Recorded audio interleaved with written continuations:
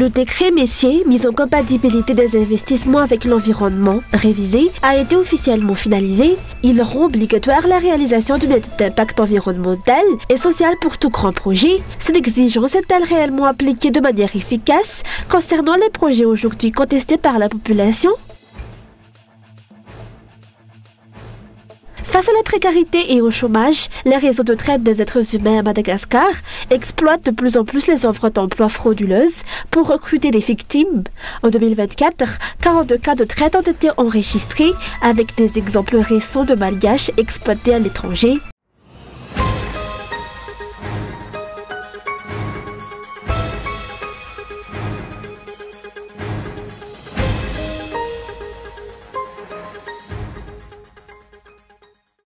L'achèvement du décret Messier, ou mise en compatibilité des investissements avec l'environnement, révisé, a été annoncé aujourd'hui. Ce texte impose aux grands projets de se soumettre à une étude d'impact environnemental et social afin d'évaluer leurs conséquences sur la société et l'environnement. La demande de permis environnemental doit être effectuée par ceux qui souhaitent réaliser des projets d'infrastructure à investissement, en suivant une procédure définie. Le permis environnemental n'est pas une fin en soi, car le projet est d'abord classé selon une fiche de tri, A, B ou C. Pour un projet de catégorie A, le permis est délivré par l'OAN, pour la catégorie B, il est accordé par le ministère compétent, et pour la catégorie C, par la localité du projet. Le décret Messier rend obligatoire la réalisation d'études d'impact environnemental et social pour tous les grands projets. La société civile continue toutefois de faire entendre ses préoccupations concernant sa mise en œuvre. La construction de l'autoroute, par exemple, a été fortement critiquée. Concernant l'autoroute, la longueur totale prévue est de 320 km, dont 80 km devraient être achevés cette année. Ce projet aurait dû faire l'objet d'une étude d'impact environnemental et social stratégique. Pour les 240 km restants, il faudrait dès maintenant lancer l'enquête environnementale et sociale stratégique afin d'appliquer pleinement ce décret. Sur le terrain, ce type de projet est imposé à la population. Parmi les populations concernées par ces 80 km, nous observons des situations particulièrement désolantes. Aborder ce sujet semble relever d'une guerre politique, mais nous ne faisons pas de politique, nous cherchons simplement à présenter des idées de manière objective et impartiale. L'annonce officielle de l'achèvement de la révision du décret Messier a été faite ce jour. Dans le cas du projet Bastouliar, l'application du décret soulève encore des doutes. La publication des résultats des études environnementales et sociales est essentielle pour définir les mesures à adopter en matière de protection de l'environnement et de préservation de la vie humaine. La population ainsi que l'ONE doivent impérativement donner leur approbation avant toute mise en œuvre de projet. Or, la contestation actuelle de la population montre que cette condition n'est pas remplie. De plus, la précipitation du gouvernement à intervenir sur le terrain, alors que les études sont censées déjà être réalisées, alimente l'incompréhension et les tensions.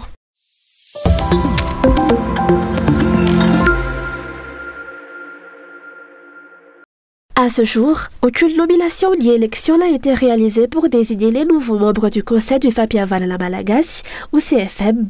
Cette institution, pourtant prévue par la Constitution, est en sommeil depuis plus de 3 ans, suite à la fin du mandat de ses anciens membres. Depuis, plus rien. Selon nos informations, les quelques employés encore en poste n'auraient pas perçu de salaire depuis près de 6 mois.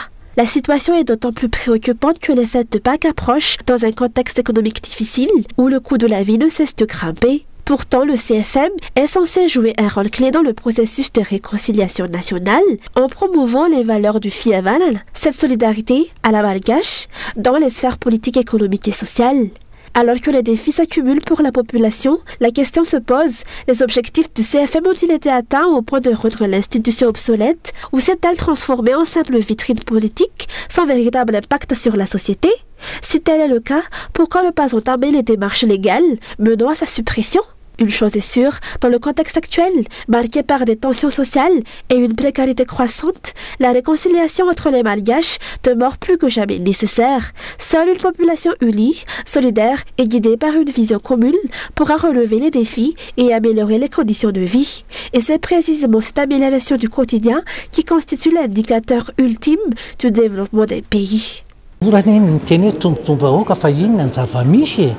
est facile de parler de l'intérêt de la population, mais quelle est la réalité? On évoque le développement, mais que développe-t-on vraiment? Le véritable développement, c'est l'amélioration concrète des conditions de vie de chaque individu au sein de la société. C'est ce que je sais, c'est ce que j'ai appris. Pour le reste, chacun a sa propre vision.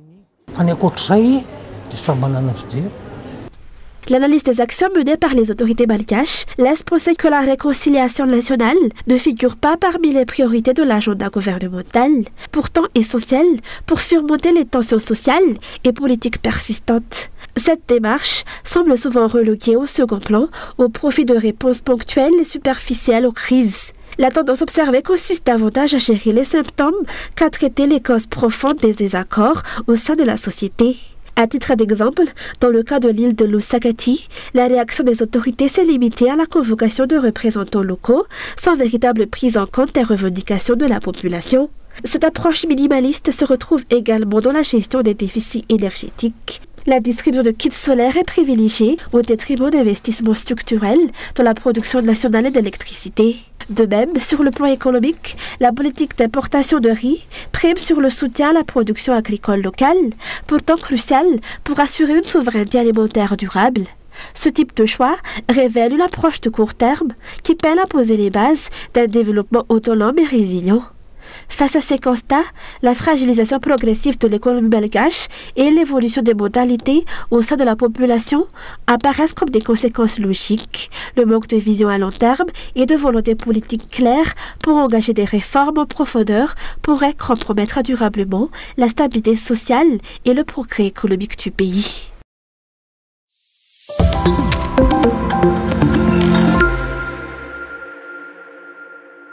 Les réseaux de traite des êtres humains utilisent de plus en plus les offres d'emploi frauduleuses pour recruter des victimes à Madagascar. Face à la précarité et au chômage, de nombreux malgaches tombent dans le piège. Selon le Bureau national de lutte contre la traite des êtres humains, 42 dossiers liés à des cas de traite vers l'étranger ont été enregistrés en 2024. Dernier exemple en date, 9 malgaches attirés par une fausse offre d'emploi au Cameroun se sont retrouvés en situation d'exploitation. Les spécialistes des droits humains pointe un manque criant d'éducation juridique qui empêche les citoyens de se protéger face à ces arnaques. L'État est appelé à renforcer ses actions de prévention et de protection.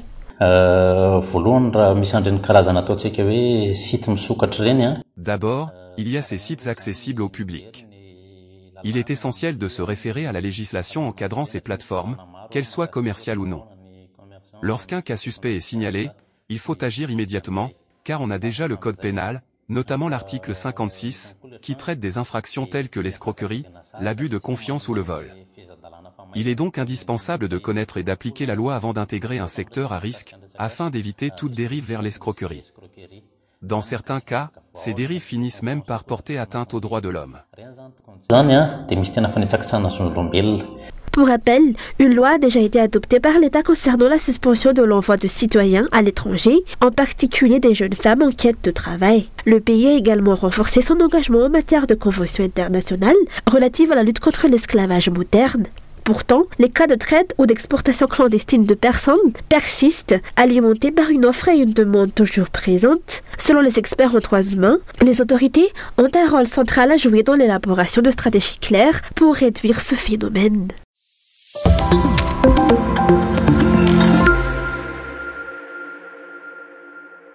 Pour les citoyens, la frénésie des dirigeants qui s'activent actuellement en prévision de l'arrivée des invités pour la visite d'État du président français et du sommet de la COI est un manque de respect pour eux. Les mesures sont prises rapidement et à temps lorsqu'il s'agit de recevoir des invités. La ville est nettoyée, les ordures sont ramassées, les chaussées sont réhabilitées. Les trottoirs, les murs et les poteaux électriques sont repeints dans des couleurs vives. Les sans-abri et les commerçants de rue, présents sur les chaussées où les délégations vont passer, sont évacués pour masquer la pauvreté du pays et les difficultés du peuple.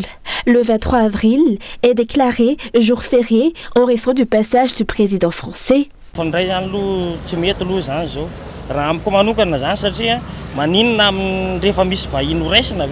Pour moi, ce n'est pas normal. Pourquoi est-ce qu'il faut attendre la venue des invités pour qu'ils se mettent à agir? En temps normal, tout est laissé à l'abandon. Les ordures s'entassent, personne ne fait rien. Et là, soudain, on dirait qu'ils s'apprêtent à recevoir un dieu. Ce jour-là, même les travailleurs ne travailleront pas, alors que ça n'est jamais arrivé auparavant. Si on est capable de faire autant d'efforts, pourquoi ne pas continuer dans cette lancée? C'est un manque de respect envers les citoyens. C'est comme si on avait honte de montrer la réalité. Mais après le départ des invités, est-ce qu'on retombera dans le laxisme habituel? Dans le bus, on en discutait entre citoyens, on dirait qu'on attend une divinité, alors tout est nettoyé de fond en comble. Mais après, on laisse tout tomber à nouveau. Le commandement des forces de défense et de sécurité a annoncé aujourd'hui que le nombre d'agents de sécurité présents sur le terrain sera augmenté pendant les fêtes de Pâques. Les stratégies des forces de l'ordre seront également strictes et renforcées pendant la visite du président français et le sommet de la commission de l'océan Indien, les 23 et 24 avril. Les forces de l'ordre prendront les mesures nécessaires selon les circonstances sur le terrain en cas de débordement selon le communiqué.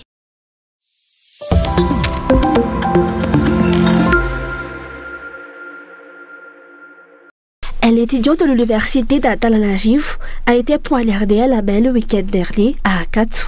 Selon les proches de la victime, l'incident s'est produit à la suite d'une altercation déclenchée par une fuite d'eau depuis l'étage supérieur vers le premier étage dans la résidence de l'agresseur. Un événement qui illustre comment les problèmes de canalisation affectent le quotidien des étudiants. Dimanche matin, une fête était organisée par nos compagnons du sud-ouest. De l'eau insalubre s'est déversée depuis notre étage jusqu'au premier étage. Mon ami, celui qui a été blessé, et moi sommes descendus pour présenter nos excuses. Dans la résidence, habitée par 4 personnes dont 3 étaient présentes, nos excuses ont d'abord été acceptées. Toutefois, un 4e résident, furieux, est arrivé, a refusé nos excuses et m'a immédiatement asséné un coup de poing, me faisant tomber. J'ai réagi, et alors que nous étions en confrontation, nous avons été séparés. Une fois isolés, il a dégainé un couteau et nous a pourchassés dans les couloirs. Nous avons réussi à nous enfuir, mais mon ami, plus lent, a été gravement poignardé au bras. Il reste dans un état critique et a été transporté à la HJRA. Une personne armée d'un couteau et en quête de violence est clairement un criminel. Selon les explications, aucune animosité préalable n'existait entre les protagonistes. Les étudiants demandent aux autorités de prêter attention à de telles situations. Ils craignent une escalade si les responsables n'agissent pas rapidement. Les plaintes déposées étant toujours en attente de réponse. Malgré tout, rappelons que ces cités universitaires restent des communautés d'apprentissage où l'écoute et le respect mutuel sont essentiels, chacun apportant son bagage culturel provenant des 4 coins de l'île.